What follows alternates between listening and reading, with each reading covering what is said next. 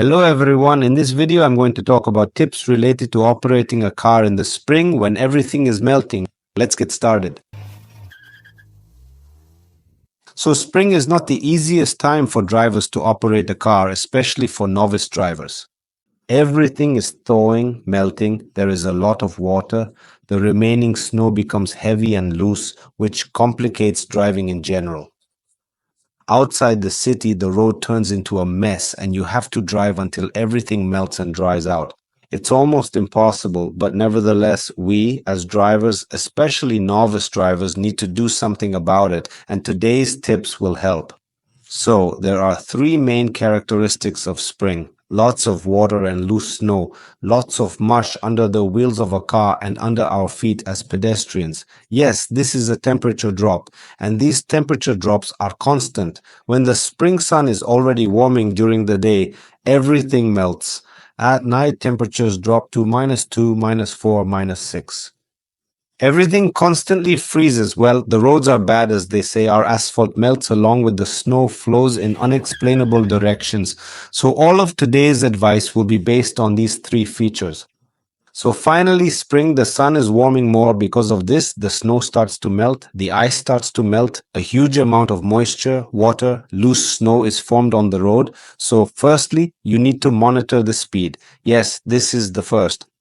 The reason for the advice: because puddles. We have huge puddles, some water barriers. We do not know what is in the puddles. In the puddles, there might be some elevation, some potholes, or the opposite, pits. So getting into a puddle at high speed, first of all, we can damage our car. The most dangerous, we can lose control of the car, because if there is a high speed, you can skid and get the effect of aquaplaning. So it is not safe. Plus, you can flood the spark plugs if you can skid into a deep puddle. Engine hydrolocks possible, so avoid deep puddles. Can't specify speed, depends on puddle depth. Let's move on. Lots of water and moisture. We must ensure good visibility. While driving, expect splashes from passing vehicles. For windshield visibility, working wipers are essential. From experience, newbies often panic when splashed. They might jump, startled by sudden dirty water spray, losing vision briefly. Before driving, new drivers should simulate this scenario. Imagine you're driving and suddenly get splashed. Zero visibility. What would you do? Do this. You need to master this movement right away, either up or down. Understand the modes. Maybe you have an automatic setting, but you must know how to do this before driving anywhere. If you're a complete beginner and looking at the street now, what you see, what's happening, what the road's like, I hope it's clear. I'll need to use the wipers and washers in any case. Figure out the modes, how everything works in your car. For example, if you're suddenly sprayed, hold for a couple seconds, release. The wipers will do their job. Again, if a car sprays you, do this motion, hold, release, they'll wipe and stop. As for side windows and headlights, it's crucial. When driving at night, you won't see without them. Clean and wash them regularly. Also the rear view. You might have a backup camera when parking. Same thing. To clean it, we should always keep in the car a couple liters of water and some clean rags. So when you go home at night, take a bottle, fill it up, wash the rags, dry them in the morning and bring them to the car. It's best to use a spray bottle. This bottle lasts about 2 days or more. We've cleared the outside view, but there's still moisture inside. There's a lot of moisture, so windows might fog up.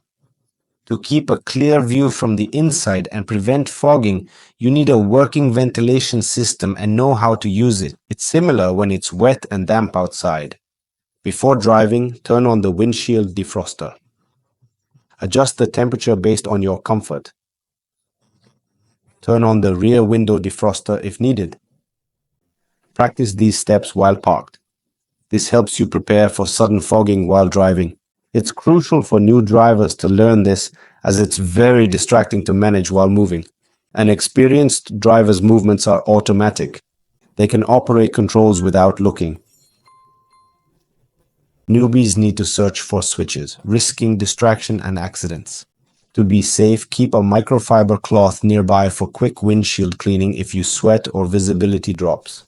Also, carry extra washer fluid for frequent use in wet conditions. For road trips or dacha visits, pack water and supplies. As spring approaches and roads start to thaw, don't rush out if you have a dirt road.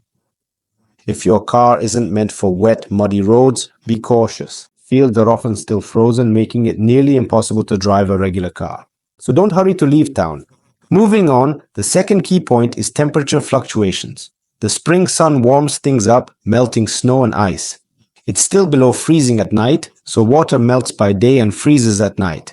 This cycle also, there are a few key points to remember. One of the most important when parking your car is to look up.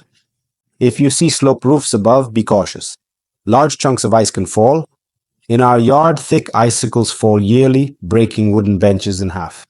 If even a small piece hits your car, it can pierce right through the roof. It won't be pleasant. Also, don't forget to check your door seals. To prevent freezing, make sure they're dry. Use a clean dry cloth. Before heading home, if you know it'll freeze at night, quickly wipe them down. Close the doors carefully. Be cautious with the handbrake. If you've driven through puddles, the brakes are wet.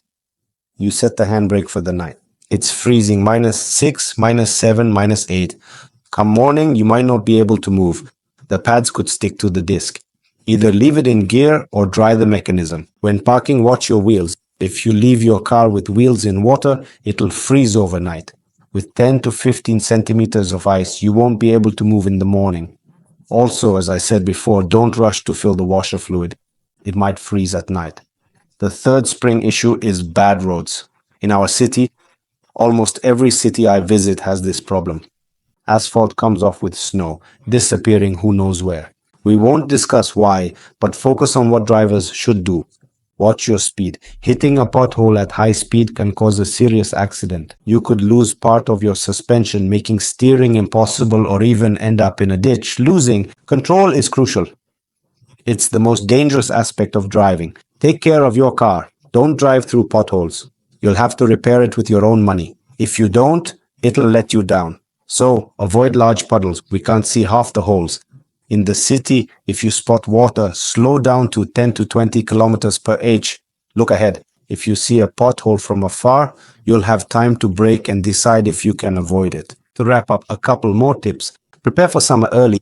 If you need winter tires or wheels, why? Because prices aren't inflated yet.